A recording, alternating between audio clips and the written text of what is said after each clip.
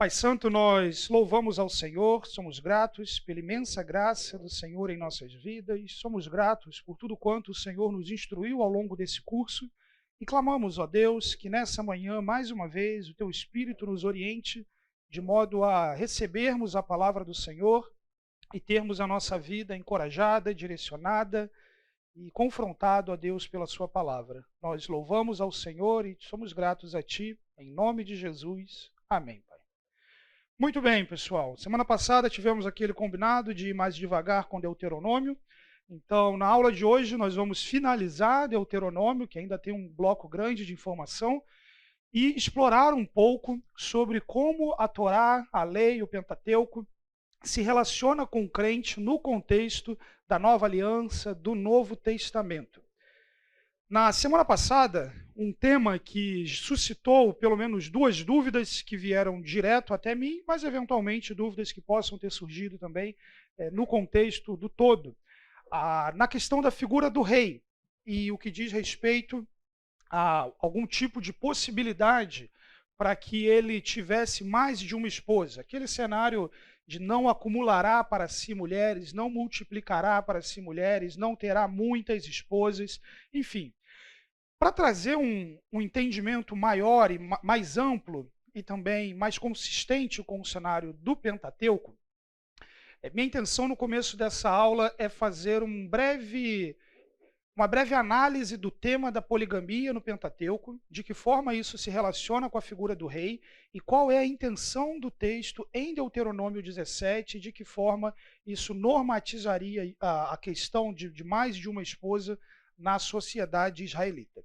Vamos então olhar novamente para o texto, Deuteronômio capítulo 17, versículos 14 a 15, inicialmente.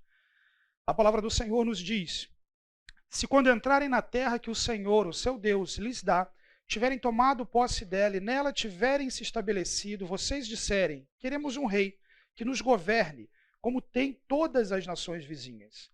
Tenham o cuidado de nomear o rei que o Senhor, o seu Deus, escolher. Ele deve vir dentre os seus próprios irmãos israelitas. Não coloquem um estrangeiro como rei, alguém que não seja israelita. Então, nesse primeiro bloco de informações, percebam que o texto começa de maneira condicional.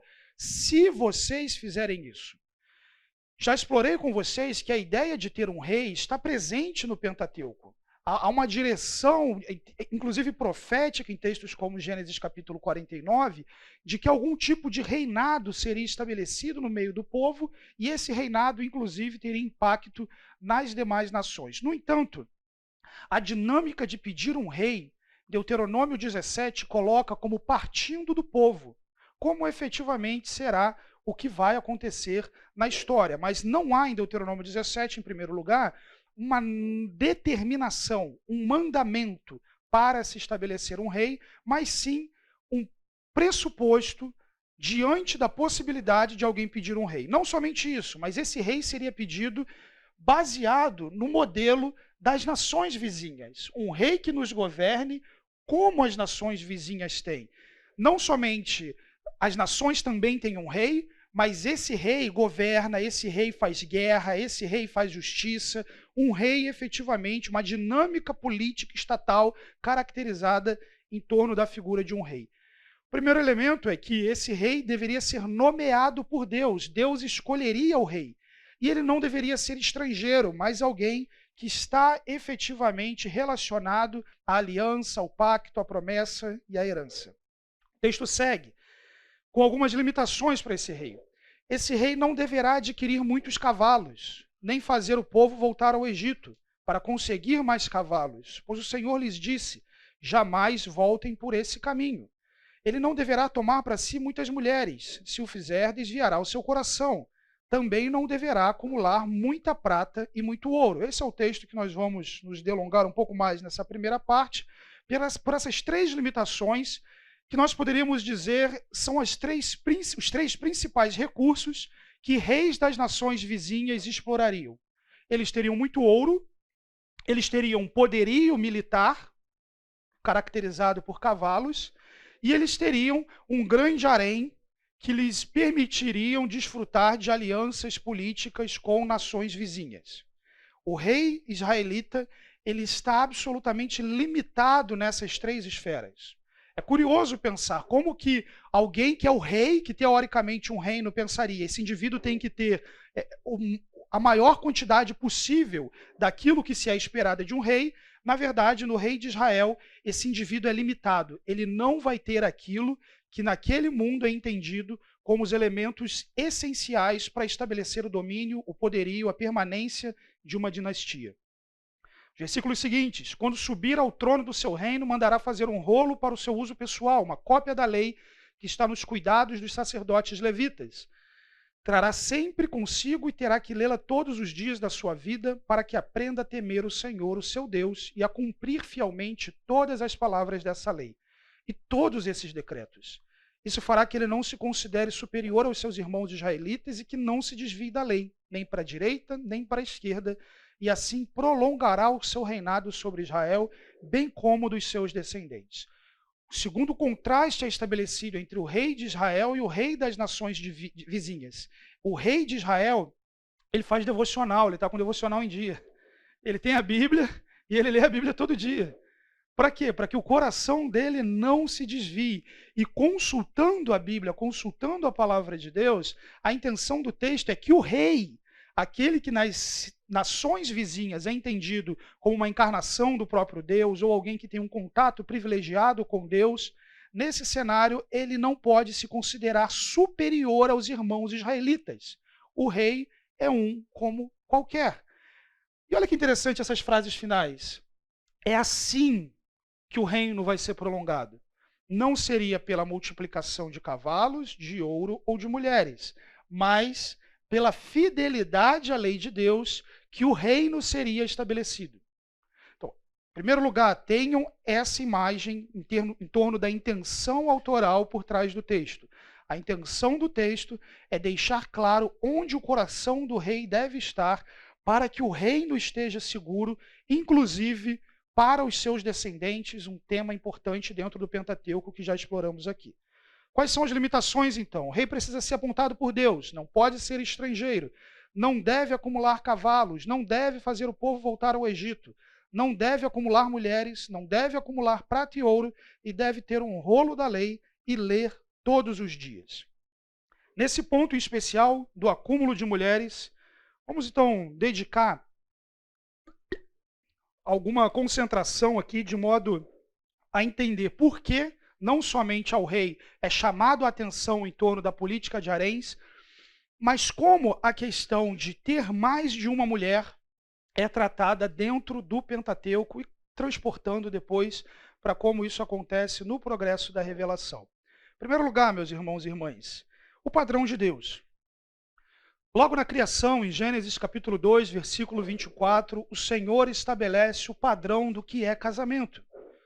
Por essa razão, o homem deixará pai e mãe e se unirá à sua mulher, e eles se tornarão uma só carne. A dinâmica familiar, encapsulada na relação pactual de Gênesis 2, 24, pressupõe a união entre um homem e uma mulher em uma relação de pacto que envolve a suprema alteração de lealdade por parte dos genitores em direção à realidade conjugal. A suprema lealdade que antes era devida aos pais é agora transferida para o casamento, em que marido e mulher, homem e mulher, um homem e uma mulher, desfrutam da aliança conjugal nos termos que Deus estabeleceu. Quando você adentra a porta do Pentateuco, você adentra uma mensagem para a família, para a primeira família. Uma mensagem que implica na bênção de Deus sobre esses descendentes. Se o propósito de Deus fosse só encher a terra de gente, faria sentido que Deus criasse um monte de mulheres, desse um monte de mulheres para Adão. E pronto, vai encher a terra muito mais rápido. Mas a intenção de Deus não é encher a terra mais rápido. A intenção de Deus é revelação. E a revelação de Deus na união entre um homem e uma mulher, que em uma só carne abençoam a criação com descendentes que também são a imagem e semelhança de Deus, e expressam a realidade de quem o próprio Deus é, o único Deus, mas que no progresso da revelação, na clareza posterior das Escrituras, é entendido também como Pai, Filho e Espírito Santo. Aquele que é 3 e 1 é revelado na união desses dois indivíduos em uma só carne. Não é bom que o homem esteja só, porque só essa revelação não acontece. Só a imagem de Deus não pode ser plenamente, efetivamente estabelecida na figura da criação, mas é sim na união desses dois indivíduos que essa imagem alcança a sua revelação mais plena no sentido de Gênesis 2:24, muito embora a plenitude dessa revelação se dê na encarnação do Senhor Jesus. Então, em primeiro momento, qual o padrão de Deus? O padrão de Deus é Gênesis 2:24. É esse padrão de Deus que vai ser apresentado como violado ao longo das Escrituras, ensinado pelo Senhor Jesus e pelos apóstolos. Você vira algumas páginas da sua Bíblia ou desliza um pouquinho o dedo na sua tela, você encontra a luz do pecado, a primeira violação da proposta de Deus para a família. Lameque tomou duas mulheres, uma chamava-se Ada e a outra Zilá. Se você continua lendo esse texto, você percebe que o primeiro bígamo também é um dos primeiros relatos de uma família desestruturada. Esse indivíduo, o texto diz que ele olha para as suas mulheres e diz para elas: olha, um homem me pisou e eu matei. Ele está falando isso para elas. Imagina o desajuste nesse relacionamento que justifique um homem chegar para uma mulher e falar para ela o quão vingativo, violento esse indivíduo é.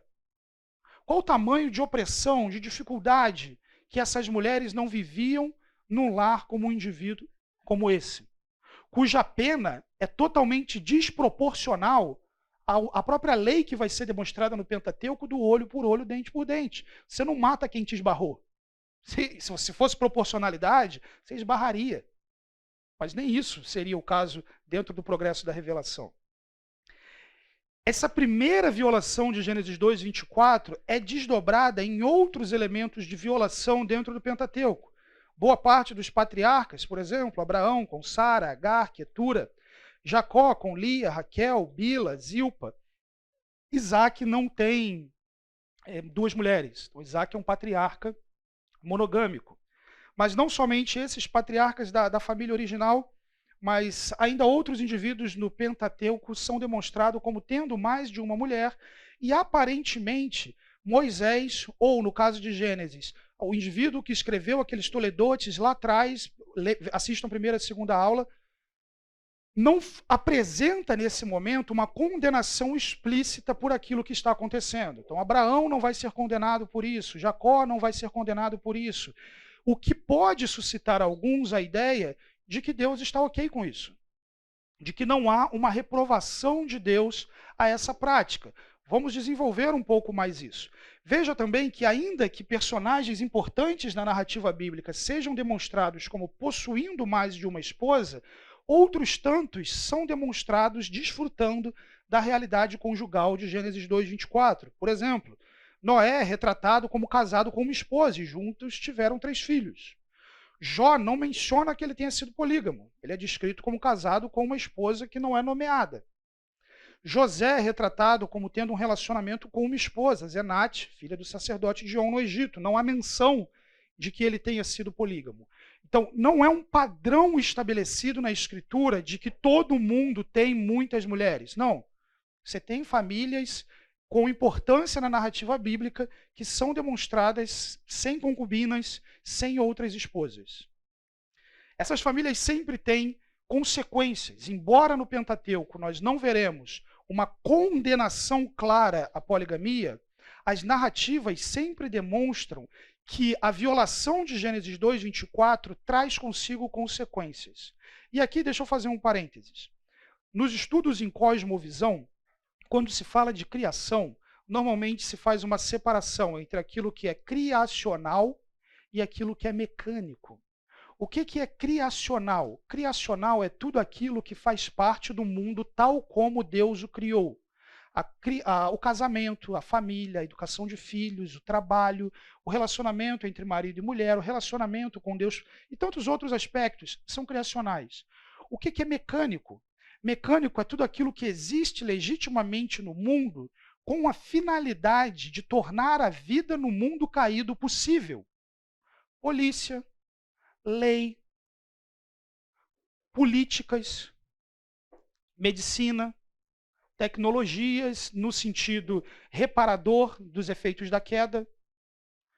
Não são coisas que vão resolver os problemas da humanidade, mas são coisas que vão tornar a vida no mundo possível, uma vez que agora o trabalho, o relacionamento, tudo isso será caracterizado por dificuldades e com a sombra da morte os acompanhando. Toda vez que você viola um elemento mecânico, isso tem consequências. Mas essas consequências são muito mais administráveis do que quando você viola um elemento criacional. Quando você mexe com a coisa do jeito que Deus estruturou para ser, isso traz consequências radicais sobre a experiência humana.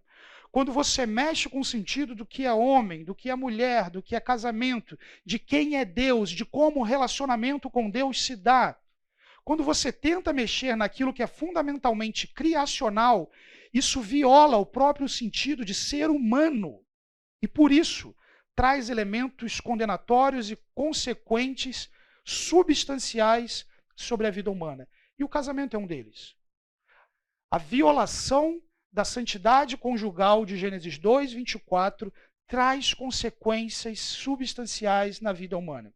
No caso do Pentateuco, conflitos entre esposas e filhos, rivalidades, ciúmes entre esposas e filhos de diferentes mães, desigualdade e injustiça, tratamento desigual entre esposas e seus filhos, instabilidade familiar com divisões e conflitos frequentes, problemas de relacionamento, complicações familiares decorrentes da poligamia e ainda outros elementos que vão aparecer ao longo da narrativa do Antigo Testamento que não estão no Pentateuco. Mas no caso de Gênesis, justamente o conflito entre Isaac e Ismael, fruto de um relacionamento polígamo, e que se arrasta até os nossos dias, uma certa expressão do conflito árabe-israelense. Então veja, poligamia traz consequências, e a Bíblia é muito clara ao deixar clara, ao demonstrar que a violação de Gênesis 2, 24 não é algo que vai acontecer sem dificuldades consideráveis. No entanto, a lei de Deus, o Pentateuco, com frequência, ao se deparar com uma violação de um padrão de Deus, em nem todos os casos, ela apresenta uma condenação. A lei de Deus ela é realista no sentido de existem questões que o coração humano caído está entranhado de tal forma que a mera proibição não seria capaz de limitar a prática. Esse tipo de contexto no cenário do Pentateuco, e não é só o casamento que vai acontecer, eu vou demonstrar outros, ao invés de uma proibição explícita, o que o Pentateuco faz é regulamentar. Então veja, a poligamia é uma violação de Gênesis 2, 24. Ela traz consequências substanciais para a família. Não há no Pentateuco um mandamento explícito a condenando. No entanto, uma vez que aquela é uma sociedade em que indivíduos se casarão com mais de uma esposa, o texto regulamenta essa relação de modo a proteger a parte mais fraca, limitar a maldade do coração humano e apontar para aquilo que é o padrão de Deus. Então, em Êxodo capítulo 21, 10 e 11, a Bíblia nos diz: se o Senhor tomar uma segunda mulher para si, não poderá privar a primeira de alimento, de roupas e dos direitos conjugais. Se não lhe garantir essas três coisas, ela poderá ir embora sem precisar pagar nada. Por que esse mandamento está escrito? Porque mulheres poderiam ser exploradas por pessoas que estão simplesmente interessados em acumular mulheres, ter o que quer delas e deixá-las miseráveis, passando fome, ou mesmo, depois de obter o que quiser delas, as repudiarem e as entregarem à miséria, à prostituição, ao que for. Então, nessa sociedade em que homens fariam isso, é colocado como lei, como limitação. Você não pode privar a sua esposa de alimento, de roupa, de direito. E se você estiver fazendo isso com ela, ela não está amarrada com você, ela tem um direito legítimo para se divorciar. Nesse sentido, o Pentateuco ele é muito avançado em termos de legislação. naquele mundo, dar à mulher direito de divórcio, como também vai acontecer em outros textos do Pentateuco, é algo bastante avançado na literatura do mundo antigo e demonstra o cuidado de Deus em proteger essas mulheres das consequências daquele conflito conjugal em que o desejo da mulher é para o seu marido e ele a dominará. Esse conflito, ele vai ser real, ele vai perpassar a história humana, mas a lei regula de modo a administrar os efeitos da queda, tornando a vida no mundo possível e demonstrando também a graça de Deus. Em Deuteronômio 21, 15 a 17, a Bíblia diz: se um homem tiver duas mulheres e preferir uma delas e ambas lhes derem filhos, e o filho mais velho for filho da mulher que ele não prefere, quando der a herança de sua propriedade aos filhos, não poderá dar os direitos do filho mais velho ao filho da mulher preferida. Se o filho da mulher que ele não prefere for de fato o mais velho, ele terá que reconhecer como primogênito o filho da mulher que ele não prefere, dando-lhe porção dupla de tudo o que possui. Aquele filho é o primeiro sinal da força de seu pai, e o direito do filho mais velho lhe pertence.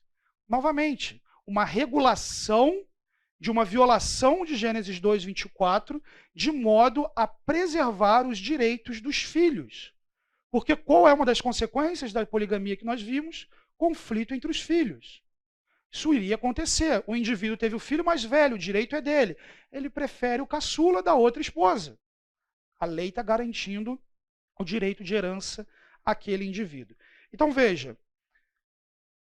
com frequência o Pentateuco ele não elimina, proíbe um elemento que viola o caráter santo de Deus, mas o regula de modo a administrar a vida no mundo caído, limitando a maldade e protegendo os mais frágeis. Outros dois exemplos de como isso acontece no Pentateuco. Em primeiro lugar, divórcio. O divórcio não acontece em 2:24. Na criação, isso não aconteceria. Mas não dá para simplesmente chegar no Pentateuco e proibir o divórcio. Por quê? Porque no mundo o divórcio acontece. Agora, o divórcio ele não pode acontecer de uma forma exploratória, de uma forma que demonstra o pior do coração humano. Então o divórcio vai ser regulado de modo a que essa dissolução do casamento aconteça administrando as consequências da queda.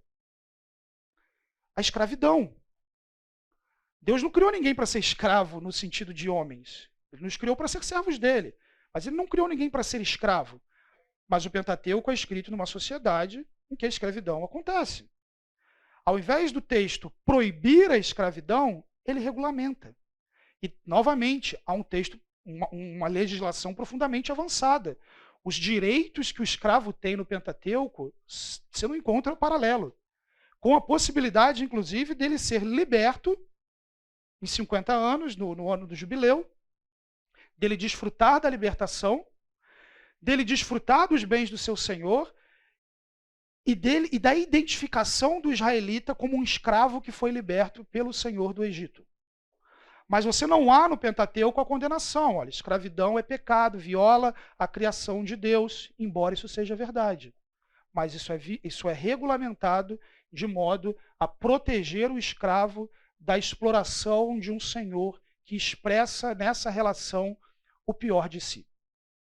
Com essa construção feita, um breve retrospecto. Deus criou homem e mulher, o relacionamento, o padrão de Deus é homem e mulher, toda violação desse padrão é pecado. A sociedade humana, especialmente no Antigo Oriente Médio, se desenvolve especialmente caracterizada por relacionamentos polígamos, que trazem a sua consequência, que são violações de Gênesis 2:24, e que na sociedade israelita não seria objetivamente proibido no Pentateuco, mas as limitações dessa relação aconteceriam de modo a limitar a exploração, a pecaminosidade, a expressão plena do que seria esse coração entregue a si mesmo. Como isso funciona, então, com o rei? Deuteronômio 17 é dito que ele não deverá tomar para si muitas mulheres. Se o fizer, desviará o seu coração. A tônica do texto, a palavra empregada aqui, é a mesma de não ter muitos cavalos, que ele trabalha no versículo anterior. Ele não vai ter muito daquilo. E a imagem de Deuteronômio 17 é, sobretudo, uma relação com a política de haréns que caracterizava a relação naquele mundo. Os reis possuíam haréns e esses haréns estabeleciam os tratados políticos com outros povos. Percebam que quando Absalão quer tomar o reino, uma das coisas que ele faz é tomar as mulheres de seu pai, porque a posse desses contratos ambulantes, digamos assim, denota poder monárquico. Há uma limitação no texto do Pentateuco, em Deuteronômio 17, cuja intenção nesse texto não é defender poligamia, não é defender monogamia, não é falar sobre teologia do casamento, mas é limitar a política de haréns para o rei israelita. Com que propósito? Com o propósito de que o coração do rei não se desvie. E aí, meus irmãos e irmãs, como que a tradição judaica entendia um negócio desse? Para preparar isso para vocês, eu tive a curiosidade de ver o Talmud. E lendo aquilo, eu fiquei imaginando o Senhor Jesus interagindo com os fariseus. E quando os fariseus davam aqueles discursos, o Senhor Jesus dizia: vocês erram porque vocês não conhecem a Escritura e nem o poder de Deus. Essas tradições dos anciãos de vocês, isso não vale de nada. Você vai ler o Talmud, diante de um texto como esse, adivinha qual é a discussão que eles têm? Quantas pode ter, então? Já que não pode acumular muitas, então qual é o máximo que pode ter? Qual que é o máximo? O quão perto o rei pode chegar sem violar? O quão perto de uma expressão maior do pecado ele pode chegar sem se desviar? A preocupação é essa. Quantas ele... E aí toda uma discussão entre os diversos rabinos, quantas ele pode ter? O Talmud tem 3 pontos de vista: 18 mulheres, 24 mulheres, 28 esposas. E qual é a matemática que eles estão fazendo? O número é calculado tomando 6 esposas para Davi, embora tenha discussão se eram 6, 7 ou 8, o Talmud toma 6 esposas para Davi, e aí eles pegam a mensagem de Natã: dê-lhe a casa e as mulheres do seu senhor, dê-lhe a nação de Israel e Judá. E se tudo isso não fosse suficiente, eu lhe teria dado mais e mais ainda. O que acontece? Davi, ele transgride, assassinando Urias e tomando Batseba. Na mensagem de Natã, Deus fala que ele não deveria ter feito isso porque Deus já o tinha abençoado com posses e com mulheres. E se ele pedisse, Deus daria mais e mais. Essa construção no hebraico daria a ideia de essa mesma quantidade. Elas e elas. O que os sábios do Talmud falam? Bom, ele tinha 6. Então, se Deus vai dar mais e mais, né, elas e elas, né, mais 6 e mais 6, 18. Meus irmãos, esse é o pessoal que está interagindo com Jesus. É assim que eles estão lidando com o Pentateuco, com a Torá. Isso é tradição dos anciãos, quando o Novo Testamento coloca. A preocupação deles em lidar com o rei é isso. 18, então, nessa conta. Aí o outro vai falar: não, porque tinha mais, tinha outra esposa, tinha aquilo e tal, então 24. Não, porque 28. E a discussão é essa. Quando a intenção do texto é outra. É apresentar limitação militar, não ter muitos cavalos, limitação econômica, não ter muito ouro, limitação política, não ter muitas mulheres. O rei precisa confiar no Senhor. A ênfase do texto não é quantas mulheres ele pode ter, quantos cavalos ele pode ter, quanto ouro ele pode ter, não é ficar contabilizando o tesouro real para saber se ele violou o mandamento de Deus. É que o coração do rei não se desvie do Senhor. É que o coração do rei esteja firmado no Senhor. O objetivo do texto é que o rei de Israel precisa amar a lei de Deus, precisa estar envolvido com a lei de Deus, precisa amar essa lei, ler essa lei todos os dias, não se desviar dessa lei todos os dias. E se o coração do rei está cheio dessa lei, a relação dele com o exército, a relação dele com dinheiro, a relação dele com política e mulheres vai ser orientada pela lei de Deus. Não é os sábios judeus que vão dizer para ele: opa, o Aras já tem cavalo demais, vamos parar. Opa, o tesouro bateu aqui, os juros compostos, então agora vamos parar. Opa, o Harém... Não! O propósito de Deuteronômio 17 Não é relacionar o rei a questões econômicas, militares ou familiares, mas chamar a atenção do rei que o rei de Israel seria limitado nas 3 principais potências monárquicas para que o seu coração, desfrutando da lei de Deus, confiasse plenamente no Senhor. Isso significa que o rei não teria mais de uma mulher? Eu diria, no ideal de Deus, Gênesis 2:24, sim. O rei não teria mais de uma mulher. No entanto, tal como escravidão, tal como divórcio, tal como uma série de outras questões, naquela sociedade é quase pressuposto que o rei teria mais de uma mulher. Um tipo de relacionamento com outras nações, estrangeiras ou até mesmo dentro das relações entre os nobres de Israel.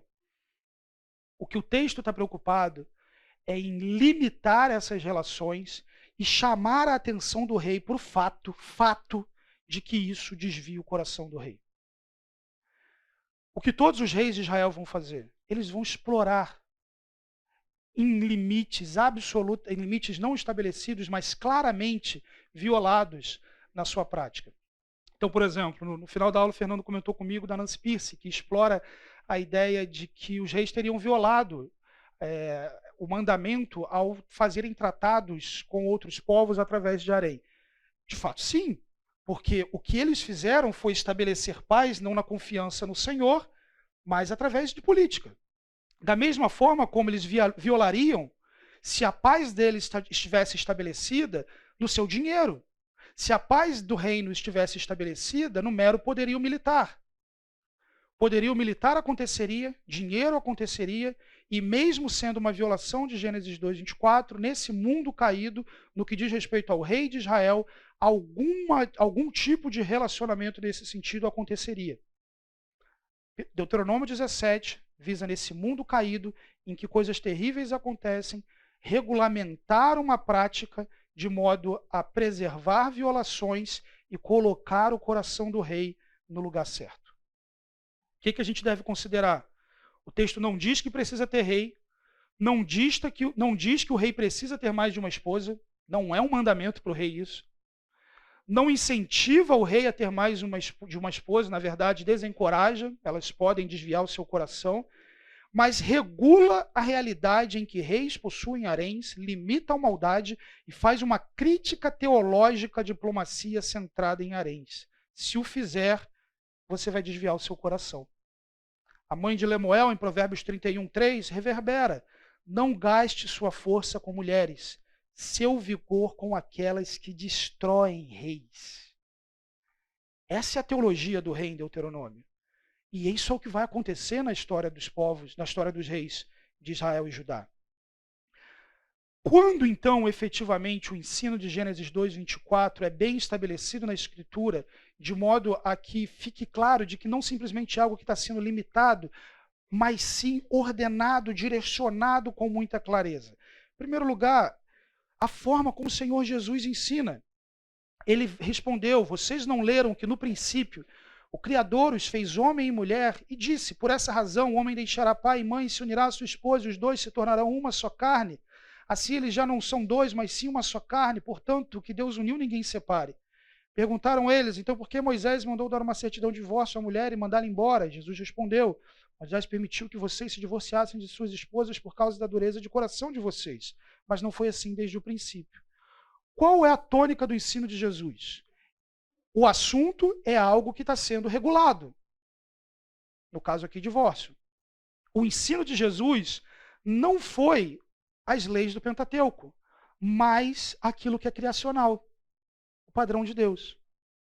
O que Jesus está fazendo deveria ser o nosso viés com todos os elementos que regularam a sociedade israelita e que violam o pressuposto de Gênesis como um todo na perspectiva da criação. Escravidão, o Pentateuco prescreve escravidão, coloca escravidão, diz para você como ter um escravo? Sim, diz. Mas tem escravidão na criação?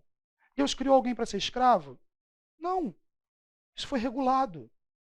Como crente em Jesus, eu sou chamado a ter um relacionamento diferente com outras pessoas, não ter escravos. A ter um relacionamento no padrão criacional que é redimido no nosso relacionamento com Cristo através da redenção. Jesus chama atenção para a relação original entre um homem e uma mulher, demonstrando que o princípio criacional é válido e balizador das nossas relações. Para a igreja de Corinto, Paulo diz: quanto aos assuntos sobre os quais vocês escreveram, é bom que o homem não toque em mulher. E os solteiros agora se desesperam, né? Mas, por causa da imoralidade, cada um deve ter sua esposa e cada mulher o seu marido. Veja, 1 Coríntios 7 não é uma determinação absoluta para que pessoas não casem, mas é sim que, num cenário de perseguição e de alta imoralidade, é melhor que você permaneça como você está. Se você está sozinho, fica sozinho. Se você está casado, fica casado. Não mexe, porque se mexer vai dar problema.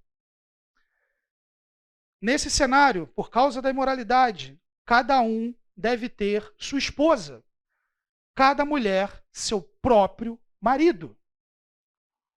Paulo está deixando claro que o relacionamento conjugal que justamente destoa de uma proposta imoral se dá entre um homem e uma mulher e um homem seu próprio. Também em Efésios 5, 32 a 33, o relacionamento de Cristo e a igreja é monogâmico. Esse é um mistério profundo. Refiro-me, porém, a Cristo e à igreja. Portanto, cada um de vocês também ame a sua mulher como a si mesmo. E a mulher trate o marido com todo respeito. Já no Antigo Testamento, em livros como Oséias, por exemplo, o Senhor é demonstrado como o marido de Israel. E justamente o adultério de Israel com outros povos é condenado. Deus detém uma relação monogâmica com o seu povo na linguagem da Escritura. E Cristo detém uma relação dessa natureza com a igreja. E é o relacionamento que Cristo tem com a igreja que é perfeitamente ilustrado através da proposta de Deus para um relacionamento entre um marido e uma esposa. Se são várias, isso não testemunha da realidade de Cristo e da igreja. Além disso, o texto trabalha com essa individualidade. A sua esposa, o seu marido. A liderança da igreja, que é exemplo para o rebanho.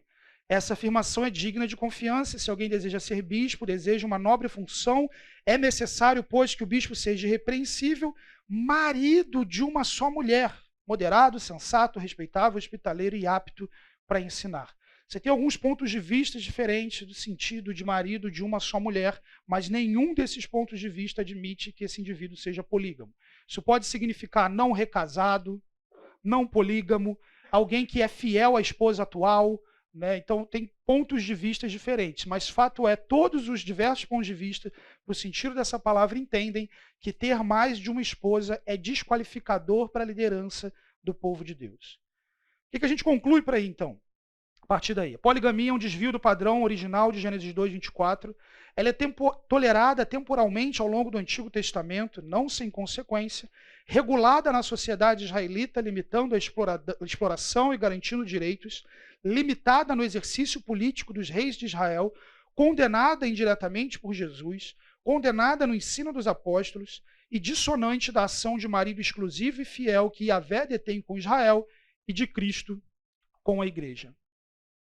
Está claro, meus irmãos e irmãs? É por aí que a coisa anda. Seria muito bom se já no Pentateuco a gente tivesse uma condenação explícita, mas o Senhor é quem sabe o que é bom e o progresso da revelação acontece permitindo que um tema comece pequeno, vá crescendo ao longo do Antigo Testamento e chega no Novo Testamento com a sua plenitude. Esse também é o contexto de poligamia dentro do Pentateuco. Vamos para o intervalo, seguimos então falando um pouco mais de Deuteronômio e Novo Testamento. Voltando agora para o fluxo da narrativa de Deuteronômio, bênção e maldição, Israel diante da escolha. Então, um breve retrospecto de 1 minuto do que nós vimos na aula passada. Deuteronômio é um tratado de suzerania, a repetição da lei sendo colocada à segunda geração que sobreviveu ao deserto diante da proposta de compactuar-se com Deus nas estipulações da lei. Para isso, dentro da estrutura de um tratado de suzerania, Um retrospecto da história do povo de Deus foi feito, os atos de Deus foram demonstrados, as estipulações legais foram colocadas, onde, em que periodicidade a lei deve ser guardada e repetida, e agora eles são colocados diante das bênçãos que acompanham a fidelidade pactual e das maldições que acompanham a infidelidade pactual. Então veja, bênção e maldição em Deuteronômio não são simplesmente coisas que acontecem, são coisas que ocorrem em decorrência do relacionamento que esses indivíduos têm com o Senhor através dos termos da aliança que eles concordaram. Lembrem-se disso. O tratado de suzerania se dava entre um suzerano poderoso e um vassalo mais fraco que voluntariamente se colocava debaixo do senhorio desse suzerano e dele recebia, então, proteção contra a guerra, provisão, justiça, paz, enfim. Violar um tratado como esse era algo muito sério. Então, o Pentateuco, ele é a estrutura de um tratado de suzerania que esse povo se colocou na condição. Depois disposta toda a lei, depois de colocado todo esse tratado de suzerania, e se lembrarmos que o Pentateuco é um único livro, que tudo aquilo que foi dito desde Gênesis, o povo está sendo colocado diante. Agora é a hora da decisão. Os termos da aliança foram expostos. Israel foi lembrado e informado a respeito de quem é seu suzerano. Eles foram informados a respeito do que é requerido enquanto povo vassalo. E agora eles são colocados diante da bênção e maldição em relação ao pacto, com um lembrete constante. Quando vocês atravessarem o Jordão e entrarem na terra que o Senhor, o seu Deus, lhes dá, levantem algumas pedras grandes, pintem-nas com cal, escrevam nelas todas as palavras dessa lei, assim que tiverem atravessado para entrar na terra que o Senhor, o seu Deus, lhes dá, terra onde manam leite e mel, como o Senhor, o Deus dos seus antepassados, lhes prometeu. Diversos memoriais vão ser transmitidos ao povo com a finalidade de que eles não se esqueçam dos termos da aliança. Seja no Antigo como no Novo Testamento, esquecer-se está diretamente associado com abandonar e dessa forma violar. Ser lembrado constantemente da lei de Deus, dos atos de Deus, é algo extremamente importante na vida do povo e algo que nós, como povo de Deus, devemos resgatar. Não temos tempo para explorar isso hoje, mas não deixe de explorar memoriais na sua família, especialmente no ensino de filhos. Memoriais dos atos poderosos de Deus, memoriais da lei de Deus, memoriais do Evangelho do nosso Senhor, memoriais que nos lembram a aliança da qual fazemos parte. Diante disso, o povo é colocado diante da condição de aceitar a lei com o peso que a lei requer. Deuteronômio capítulo 28, vai ser colocado o termo da lei e o povo vai dizer, eu concordo com isso. Amém, que assim seja. Maldito quem esculpir imagem, quem desonrar pai e mãe, quem mudar o marco de divisa, quem fizer o cego errar o caminho, quem negar justiça ao estrangeiro, órfão ou viúva, quem se deitar com a mulher do seu pai, quem tiver relações com algum animal, quem se deitar com a sua irmã. E o povo diz, amém, eu concordo com isso.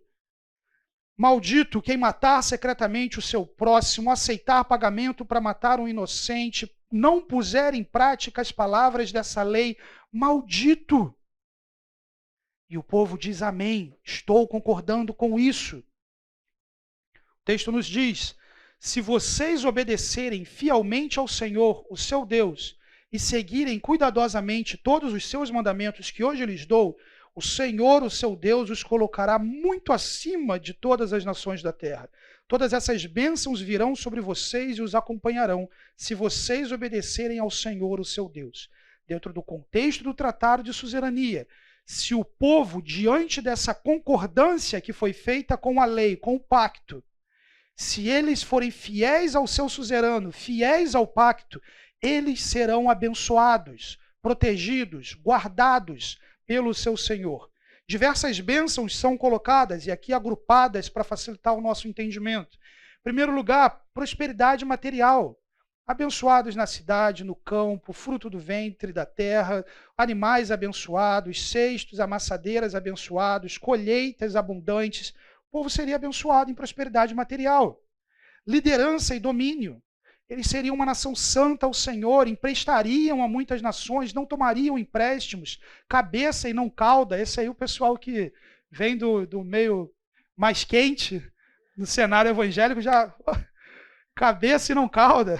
Isso não significa que você é a pessoa mais especial da Terra. Está dentro de um cenário de tratado de suzerania. Cabeça e não cauda, estarão sempre acima.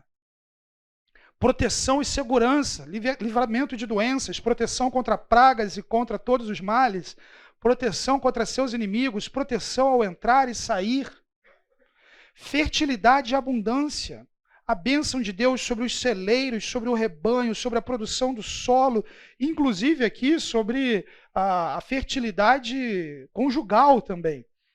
Aliança e intimidade com Deus, o Senhor confirmaria o pacto, os juramentos feitos com os antepassados, um povo santo ao Senhor, que andaria no caminho do Senhor.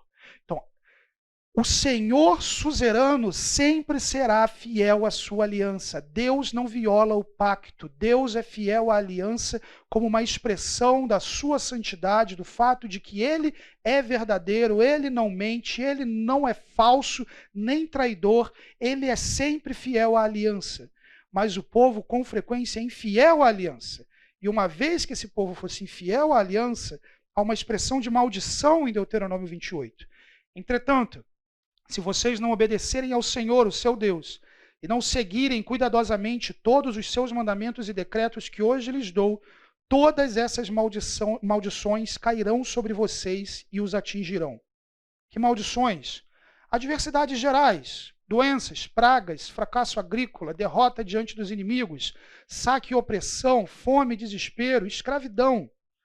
Exílio e dispersão, ser exilado seria o elemento mais cabal da violação contra a aliança. Sofrimento e angústia, privação de paz e segurança, coração cheio de ansiedade, desespero, terror constante, desejo de voltar para o Egito, né? Isso aparecendo de novo, era melhor estar lá. Pestilência e pragas terríveis atingindo a nação, perda de identidade e honra, serão chamados por epítetos depreciativos, servirão a outros deuses e ídolos, vão ser alvo de zombaria entre todos os povos, redução à escravidão e servidão, vão ser escravizados, servirão inimigos estrangeiros, e por fim um destino desastroso de destruição total, sendo atirados para fora da terra prometida em maldição e aflição perpétuas. Um pacto não é brincadeira. Naquele mundo antigo, pensando na dinâmica oriental entre reis e povos humanos, se alguém estabeleceu um tratado de suzerania com uma outra nação e violou esse tratado, vai ser destruído. Não tem conversa. Eventualmente, nós aqui precisamos trazer um pouco do contexto histórico para entender o que está por trás. Aquele povo sabia o que estava fazendo, que eles estavam estabelecendo uma aliança, que eles estavam estabelecendo um pacto. E o objetivo do pacto não é a maldição. O objetivo do pacto não é a violação. Não é o desejo de Deus que essas coisas venham sobre o povo. O objetivo do pacto é a bênção, é a paz, é o aperfeiçoamento do povo, é o desfrute da aliança. O objetivo da aliança não é que ela seja violada, o objetivo da aliança é estabelecer os termos que vão reger o relacionamento entre o suzerano e o seu vassalo, com a ressalva, meus irmãos, de que a relação entre o suzerano e vassalo é um dos elementos que caracterizam a relação de Israel e Yahvé. Ele não é o único. Eventualmente, uma linguagem como essa pode sugerir que a relação de Deus com o seu povo é muito focada, quase com um perfil de alguém que coloca um relacionamento pautado no poder. Mas como nós vimos, a Bíblia fala de um relacionamento entre um marido e uma esposa. Deus falando em Oséias, olha, vocês vão me chamar de meu marido e não de meu Baal. Nós vemos a intenção de Deus de cuidar de Israel como a menina dos seus olhos. Nós vemos a intenção de Deus de cuidar de Israel como aquele agricultor que planta uma vinha com todo cuidado. Então veja, a relação entre suzerano e vassalo é uma das expressões dessa relação pautada pela aliança. Mas um dos elementos mais poderosos da aliança é justamente o termo hebraico hesed, que vai ser traduzido nas nossas Bíblias como misericórdia, bondade, mas a NVI, com uma assinatura do Carlos Oswaldo, esse termo é dele, traduziu como amor leal. A movimentação de Deus em relação ao seu povo, ciente de que ele viola, mas ele se movimenta graciosamente, amorosamente, na disposição de amar, de perdoar, de restaurar, de trazer de volta, como a aliança prescreve. Vocês vão violar. Deuteronômio coloca tudo isso e termina dizendo, vocês vão desobedecer tudo isso. Mas Deus vai formar um povo que essa lei vai estar no coração e esse povo vai ser diferente. Então, veja que a revelação, meus irmãos, precisa ser entendida assim. Nós temos o privilégio de ter tudo, a história toda. Nós temos o privilégio de ver como tudo aconteceu até vivermos hoje o desfrute que Deus nos dá no contexto da nova aliança. Porque aquilo para o qual o Antigo Testamento aponta se cumpriu em Cristo, se cumprirá na sua segunda volta determinados elementos, e é vivido e desfrutado por cada um de nós. A aliança, então, é ratificada. Vocês estão aqui presentes para entrar em aliança com o Senhor, o seu Deus. A aliança que Ele está fazendo com vocês hoje, selando-a sob juramento, para hoje confirmá-los como seu povo, para que Ele seja o seu Deus, conforme lhes prometeu e jurou aos seus antepassados, Abraão, Isaque e Jacó. Não faço essa aliança sob juramento somente com vocês que estão aqui conosco na presença do Senhor, o nosso Deus, mas também com aqueles que não estão aqui hoje. A aliança que esse povo está ratificando diz respeito aos seus descendentes, diz respeito às gerações que então virão. É com eles que Deus está falando. Mas os impactos dessa decisão serão sentidos pelos seus descendentes. Hoje invoco os céus e a terra como testemunhas contra vocês, de que coloquei diante de vocês a vida e a morte, a bênção e a maldição. Agora escolham a vida, para que vocês e os seus filhos vivam, para que vocês amem o Senhor, o seu Deus, ouçam a sua voz e se apeguem firmemente a Ele, pois o Senhor é a sua vida. E Ele lhes dará muitos anos na terra que jurou dar aos seus antepassados, Abraão, Isaque e Jacó. Num certo sentido, meus irmãos, aquilo que eu falo para vocês hoje, nós podemos ver tudo isso e desfrutar de uma forma limitada. É isso que aquela geração estava vivendo. Alguém poderia dizer, a gente vai viver o que foi prometido para Abraão. A gente vai começar a viver aquilo que foi dito lá atrás. Olha que privilégio a gente tem. Aquilo que foi prometido para Abraão, Isaque e Jacó, eles teriam a oportunidade de viver, testemunhando a ratificação da aliança, céus e terras, uma vez que não existem deuses para testemunhar a aliança, falamos sobre isso, céus e terras são tomados para testemunhar, e Deus coloca a intenção dele.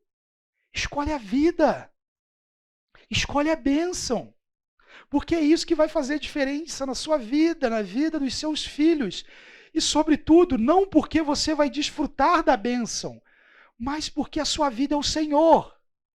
O Senhor é a sua vida. É Ele, efetivamente, que dá sentido a tudo. A aliança sem o Senhor é papel. É o Senhor que traz vida, é o Senhor que envolve o povo na aliança. É para o Senhor que o coração do seu povo precisa estar voltado. E voltado para o Senhor, o povo então pode desfrutar dessa realidade. A aliança caminha então para o epílogo do tratado, garantindo a continuidade da aliança, uma vez que você não tem mais Moisés, não teria mais Moisés como mediador dessa aliança, colocando então Josué como seu sucessor. Deuteronômio 31, 7-8. Então Moisés convocou Josué e lhes disse na presença de todo Israel: seja forte e corajoso, pois você irá com esse povo para a terra que o Senhor jurou aos seus antepassados que lhes daria, e você a repartirá entre eles como herança. O próprio Senhor irá à sua frente e estará com você. Ele nunca o deixará, nunca o abandonará. Não tenha medo, não desanime.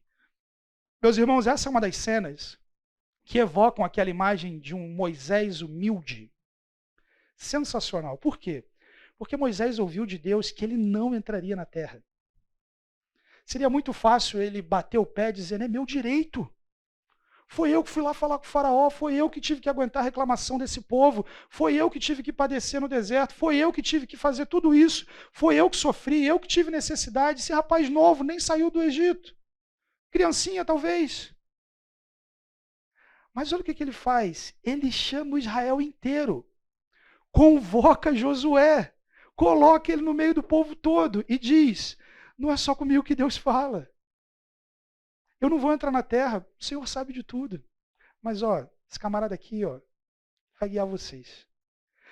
A confiança que Moisés tem no Senhor, de que a aliança é do Senhor, a terra é do Senhor, o povo é do Senhor, que não é ele, é o Senhor. Ele coloca esse indivíduo diante do povo e diz, ele vai com esse povo, você irá com esse povo. Ao mesmo tempo, ele chama Josué à responsabilidade. Agora isso aqui é problema seu. Agora isso aqui é contigo. Não tenha medo. Confie no Senhor. Deuteronômio 31 conclui um longo percurso ao longo de Deuteronômio, mas até começando em Números, do posicionamento de Josué como aquele que levaria o povo para a terra prometida e seria o mediador da aliança no que diz respeito à liderança do povo de Deus. Já no capítulo 1, 38, Josué, filho de Nun, que o assistia, irá lá. Encoraje-o, pois ele fará Israel tomar posse da terra que vocês verão. Entrou no Deuteronômio, já seria colocado que Josué é o indivíduo que tomaria posse da terra. 3:21, naquele tempo ordenei a Josué, você viu com seus próprios olhos tudo que o Senhor, o seu Deus, fez a esses dois reis. O mesmo fará com todos os reinos pelos quais você passar. 31:3, o Senhor, o seu Deus, atravessará diante de você, e no final, Josué atravessará diante de você, como o Senhor diz. Versículo 7, acabamos de ler. Você lhes dará a posse dela. Versículo 14. Disse o Senhor a Moisés, está se aproximando o tempo em que você morrerá. Chame Josué e apresente-se na tenda do encontro, onde eu lhe darei as minhas orientações. Versículo 23, o Senhor deu essa ordem a Josué, filho de Nun, seja forte e corajoso, pois você conduzirá os israelitas à terra que lhes prometi, e eu estarei com você. E já no último capítulo de Deuteronômio, encerrando o livro, novamente, ora, Josué, filho de Nun, estava cheio do espírito de sabedoria, pois Moisés havia imposto as mãos sobre ele, e os israelitas lhe obedeceram e fizeram tudo o que o Senhor tinha ordenado a Moisés.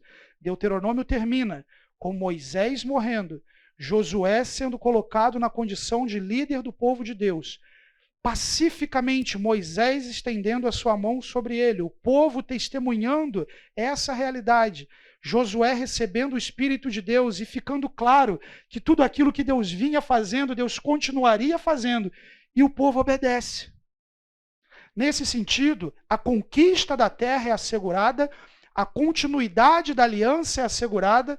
O texto de Deuteronômio termina dizendo: a morte de Moisés não significa a morte do projeto de Deus, porque o projeto é de Deus. A morte de Moisés não significa que por causa disso o povo vai violar a aliança. Não, o povo vai violar a aliança por outras razões. O Senhor está garantindo continuidade. Ao longo de todo o Deuteronômio, é apresentada essa figura e a imagem de Moisés como esse indivíduo pacífico às ações de Deus ressalta a humildade do servo de Deus que entende que efetivamente aquele povo pertence ao Senhor e é o Senhor quem garante a sobrevivência daquela nação que possui uma aliança com ele. A lei também seria preservada. Versículo 24, depois que Moisés terminou de escrever num livro as palavras dessa lei, do início ao fim, olha que expressão interessante, né? Deu essa ordem aos levitas que transportavam a arca da aliança do Senhor. Coloquem esse livro da lei ao lado da arca da aliança do Senhor, do seu Deus, onde ficará como testemunha contra vocês. Então, o livro da lei, Deuteronômio, ele agora seria incorporado a elementos da liturgia do culto, ficando ao lado da arca da aliança, o tratado de suzerania, lembrando constantemente o povo do compromisso que foi assumido. Duas palavras finais em Deuteronômio 32 e 34, o cântico de Moisés e a bênção de Moisés, e onde originalmente o Pentateuco terminaria e a narrativa e o tratado de Deuteronômio terminaria. Mas como nós falamos nas duas primeiras aulas, o Pentateuco ele foi majoritariamente composto por Moisés, mas passou por edições e acréscimos posteriores. No capítulo 34, você tem um acréscimo importante, que traz uma lente considerável para a leitura de toda aquela obra. Como você sabe que esse capítulo foi escrito posteriormente? Comentamos. O texto narra a morte de Moisés, algo que não daria para ele mesmo escrever, apresenta a perspectiva de alguém que viu todos os profetas de Israel. Por essa razão, isso demonstra um narrador, um editor posterior, também inspirado por Deus, do contrário, o texto não estaria no cânon, também inspirado por Deus, que finaliza essa obra. Qual é a expectativa final de Deuteronômio? Deuteronômio termina com a expectativa do aparecimento do profeta como Moisés. Deuteronômio 34, 10 a 12. Em Israel, nunca mais se levantou profeta como Moisés, a quem o Senhor conheceu face a face, que fez todos aqueles sinais e maravilhas que o Senhor o tinha enviado para fazer no Egito contra Faraó, contra todos os servos e contra toda a sua terra. Pois ninguém jamais mostrou tamanho poder como Moisés, nem executou os feitos temíveis que Moisés realizou aos olhos de todo Israel.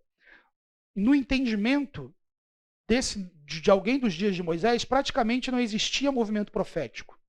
Agora tem alguém num período em que não tem mais profeta em Israel efetivamente, mas consegue resgatar todos os profetas que já houve, e considerar que esses profetas não foram como Moisés.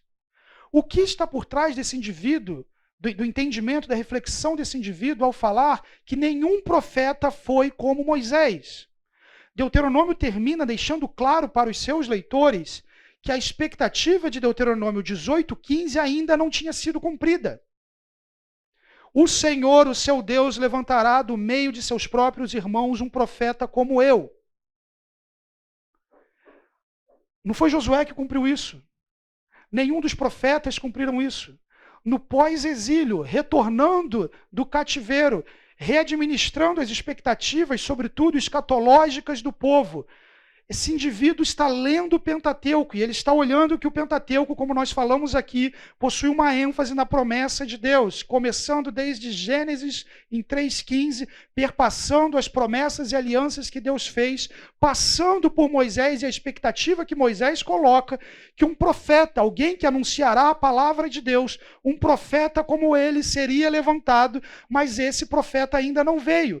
E ao terminar o Pentateuco dessa forma, a intenção desse indivíduo é que essas pessoas leiam o Pentateuco com essa perspectiva. As expectativas escatológicas do Pentateuco ainda não se cumpriram. Esse profeta ainda não veio. Precisamos estar atentos. Precisamos prestar atenção para que saibamos, inclusive, identificar esse profeta para que possamos obedecê-los tal como Moisés nos mandou fazer. Quando nós chegamos nos dias de Jesus, percebemos que a intenção desse narrador final, desse editor final, foi cumprida. Porque, de fato, o povo adquiriu a expectativa de procurar um profeta como Moisés. No Evangelho de João, capítulo 1, versículo 19 e 20, é dito: esse foi o testemunho de João, quando os judeus de Jerusalém enviaram sacerdotes e levitas para lhe perguntarem quem ele era. Ele confessou e não negou, declarou abertamente: não sou o Cristo. Perguntaram-lhe então quem é você? É Elias. Ele disse: não sou. É o profeta? Ele respondeu: não. Esses indivíduos conservam uma expectativa escatológica no coração. Você é o Messias, você é o profeta, você é o Elias, personagens que o Antigo Testamento diz que haveriam de vir. Tal como o editor em Deuteronômio 34, o povo está olhando para Deuteronômio 18 e preocupado em encontrar o profeta como Moisés que Deus tem que ouvir. Avançando no Novo Testamento, os apóstolos, os primeiros discípulos de Jesus, eles olham para Deuteronômio 18 e entendem que o profeta já veio. E sabe como eles falam sobre isso? Eles vão lá para Deuteronômio, eles vão lá para o Pentateuco, eles vão mostrar o que Deus fez, vão mostrar a administração da aliança, a violação do tratado de suzerania e o fato de que o profeta chegou e da mesma forma que o povo está violando o tratado de suzerania, eles estão perdendo a mensagem do profeta. Atos capítulo 3, 22 a 26. Pois disse Moisés, o Senhor Deus levantará dentre os seus irmãos um profeta como eu, ouçam-no em tudo o que ele lhes disser. Quem não ouvir esse profeta será eliminado do meio do seu povo. De fato, todos os profetas de Samuel em diante, um por um, falaram e predisseram esses dias. E vocês são os herdeiros dos profetas e da aliança que Deus fez com seus antepassados. Ele disse a Abraão, por meio da sua descendência, todos os povos da terra serão abençoados. Tendo Deus ressuscitado o seu servo, enviou primeiramente a vocês para abençoá-los, convertendo cada um de vocês das suas maldades. Pedro olha em Atos capítulo 3 e deixa claro, Cristo é o profeta de Deuteronômio capítulo 18, e vocês estão envolvidos na aliança que Deuteronômio colocou. Vocês rejeitaram essa aliança, mas vocês são herdeiros dessa aliança. E em Cristo, no profeta prometido, tal como naquela aliança era o objetivo de Deus abençoar, em Cristo é o desejo de Deus abençoá-los, convertendo cada um de vocês das suas maldades. Estevão demonstra a mesma teologia em Atos 7 e diz, esse é aquele que Moisés disse aos israelitas, Deus levantará dentre seus irmãos um profeta como eu. Se vocês lerem Atos 7, Estevão trabalha de forma magistral com o conteúdo do Pentateuco, demonstrando todo o progresso da revelação, todas as alianças e como Deus rejeitou. E agora estão rejeitando a Cristo. E Deus diz, Estevão diz, esse que vocês estão rejeitando é o profeta que vocês dizem que estão esperando. Vocês vão ficar de fora se vocês fizerem isso. Vocês vão perder para onde a revelação está indo. O trem já saiu. Se você não entrar agora, a aliança está aqui, não está mais aqui. A coisa andou, a coisa caminhou, o profeta está aqui. Vocês estão rejeitando. E ao rejeitarem o profeta, vocês rejeitam a mensagem do profeta e as bênçãos que decorrem da aliança promulgada por ele. O Novo Testamento cumpre as expectativas pós-exílicas que estão olhando para as expectativas que a Escritura gera desde o Pentateuco, mas não somente o Pentateuco, perpassando todo o Antigo Testamento, como o Senhor Jesus vai dizer, as Escrituras dão testemunho de mim. Ou como aqueles discípulos no caminho de Emaús teriam a oportunidade de caminhar lado a lado com o Messias, e o Senhor Jesus ressurreto, visitando cada livro da Escritura e dizendo, é sobre mim, vocês não sabiam, vocês não entenderam, era isso que tinha que acontecer, morte e ressurreição. Meus irmãos, que privilégio temos, não somente de ter acesso à mensagem que nos mostra que o profeta veio, mas de crer nessa mensagem. Não somente ter informação, não somente ter um elemento cognitivo em torno disso, mas como Pedro diz em Atos 3, ter o nosso coração convertido de nossas maldades, circuncidado pelo Espírito de Deus, feito herdeiros da promessa, participantes do sacerdócio, participantes do reino. Que privilégio, bênção e graça, que não depende de nós, é obra do próprio Deus. Que graça maravilhosa é poder crer na mensagem do profeta. Isso implica que o cristão ele possui uma relação com o Pentateuco, que a Torá nos fala hoje. Que relação, efetivamente, um crente pode ter com a Torá, com a lei de Deus, com o Pentateuco? Diferentes abordagens surgiram ao longo do tempo. Existem desde daqueles chamados teonomistas, que entendem que a inteireza da lei de Deus deve, inclusive, ser aplicado na sociedade humana, não somente em Israel. Esses indivíduos, no geral, só vão excluir os aspectos cerimoniais da lei, mas vão dizer, por exemplo, que o Brasil deveria ser regido pelo Pentateuco. A forma penal do Pentateuco, por exemplo, deveria estar instituída nas nações como um todo. Então, seria a continuidade maior da lei. Até indivíduos chamados antinomianos, ou seja, a rejeição completa de qualquer influência da lei sobre a vida do crente, uma vez que agora uma interpretação de que não estar debaixo da lei significaria relacionamento nenhum com a lei. Mas, de fato, o Novo Testamento demonstra que, num certo sentido, a influência da lei como ministério de morte, condenação, a influência da lei como maldição para todo aquele que não cumpre, e ninguém cumpre totalmente, foi removida de sobre aqueles que creem no Senhor Jesus.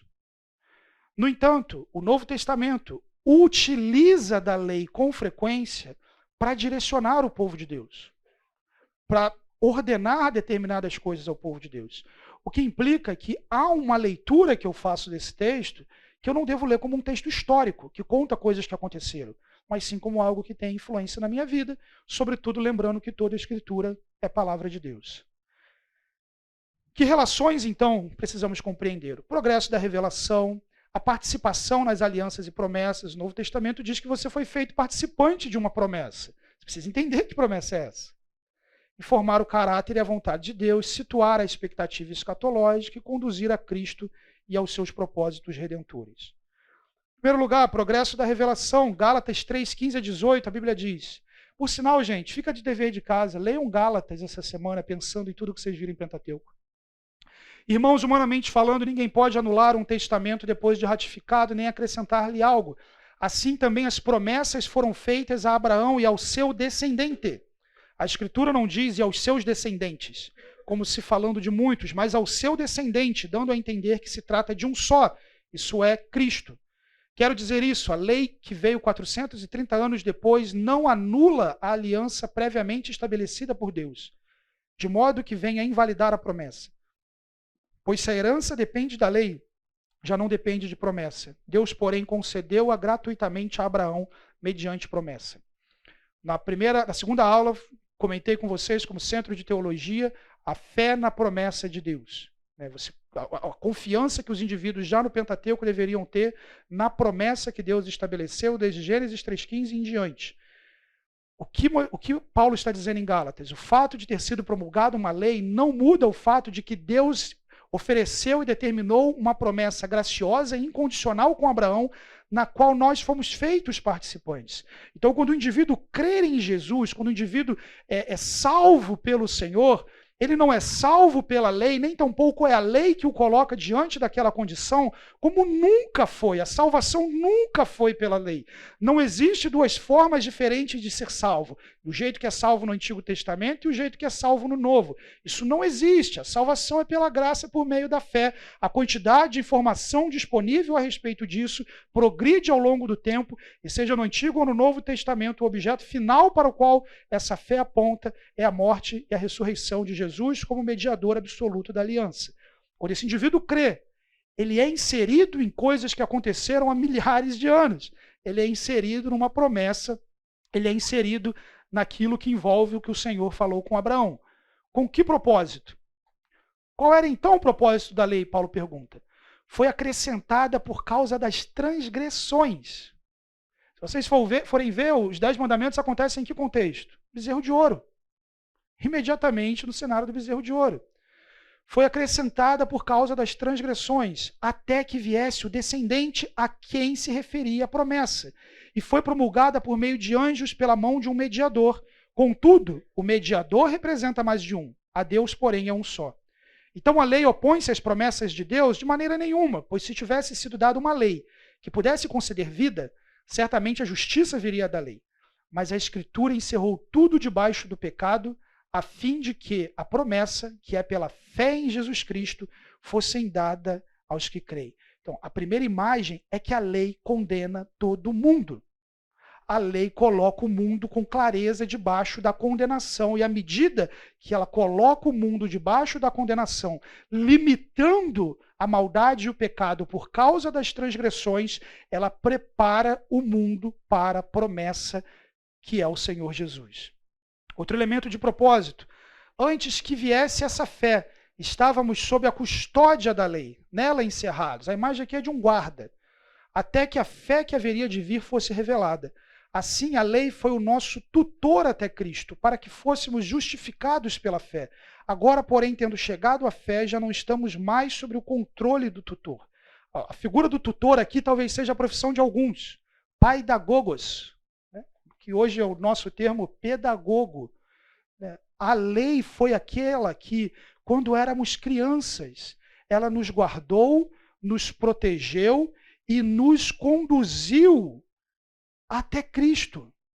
Com que finalidade? Que fôssemos justificados pela fé. O propósito do pedagogo não é que não é resolver toda a vida daquele indivíduo. No caso do cenário dessa palavra, era um escravo, inclusive, que fazia isso, que cuidava dos filhos do seu senhor.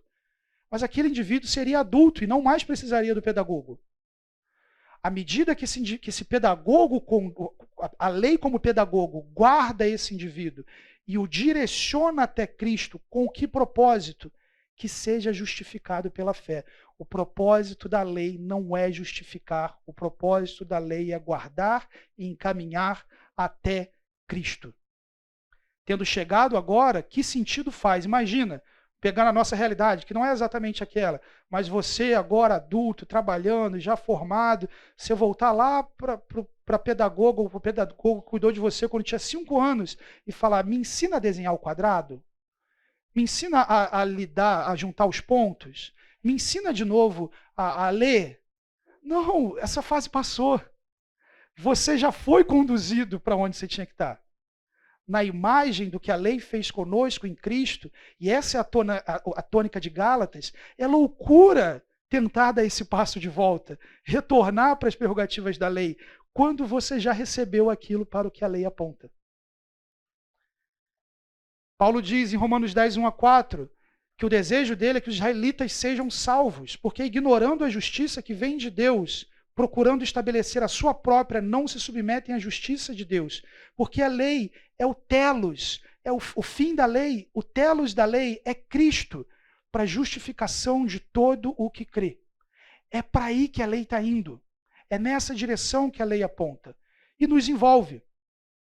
A Bíblia nos diz que, e vocês são de Cristo, são descendência de Abraão, herdeiros segundo a promessa. Na dinâmica da nova aliança, os descendentes para o qual o Pentateuco aponta não são os descendentes físicos de Abraão, senão seja judeu ou grego, escravo ou livre, homem ou mulher. Em Cristo, os herdeiros da promessa são feitos participantes mediante a fé em Cristo Jesus. Paulo também reverbera isso em 1 Coríntios 9, 21. Para os que estão sem lei, tornei-me como sem lei, embora não esteja livre da lei, e sim sobre a lei de Cristo, a fim de ganhar os que não têm lei. Veja, temos um minutinho, está atrasado ali. Veja, Paulo coloca, o cristão não está sem lei, porque a lei encontra o seu propósito perfeito em Cristo, e é na lei de Cristo, efetivamente, que ele desfruta dessa realidade, mas na evangelização ele se dispõe a essa condição. Qual é o fim, então, para o qual o Deuteronômio aponta? O coração circuncidado.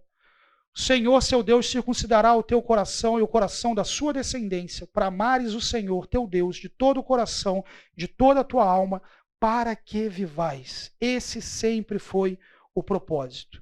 Como então é a relação do cristão e a lei? A lei condena o descrente, é perfeita e revela o caráter de Deus, conduz até Cristo, e toda escritura é inspirada, o que significa que ao ler a lei de Deus, ainda que eu não esteja debaixo dela, da maldição dela, da violação do pacto que ela pressupõe, eu sou colocado sim a considerar os princípios eternos que revelam o caráter de Deus, como eu ilustrei, inclusive, à luz desse curso, com textos como não cozer o cabrito no leite da sua mãe. Tem princípios eternos por trás da palavra do nosso Deus. Para quem está acompanhando pela internet, é a primeira vez que eu coloco, tem um QR Code onde você pode ter materiais extras desse curso. Meus irmãos, sou grato a Deus pelo tempo que tivemos. Gostaria de pedir que alguém orasse ao Senhor nesse momento, em gratidão pelo que tivemos a oportunidade de explorar ao longo desse curso. Se você não fez a avaliação, tem papeizinhos ainda por aí, igualmente a lista de presença. Quem pode orar, então, agradecendo ao Senhor pelo tempo que tivemos? Senhor nosso Deus, nosso Pai, nós queremos te agradecer, Senhor, porque o Senhor é um Deus provedor de informação, de capacidade de discernimento para nós, O Senhor nos enriquece com as tuas palavras, com a Escritura, Pai, para que a gente tenha sabedoria e conduzir uma vida de intimidade com o Senhor. Te agradeço pela aplicação do Natanael e pela forma como o Senhor dirigiu essas aulas aqui, Senhor, para que a gente compreendesse mais. Pedimos que o Teu Espírito nos faça lembrar sempre disso, Senhor, e que a gente possa estar renovando sempre o nosso compromisso com o Senhor e que a Tua graça é abundante. Nós te louvamos e agradecemos em nome de Jesus, Senhor. Amém. Amém.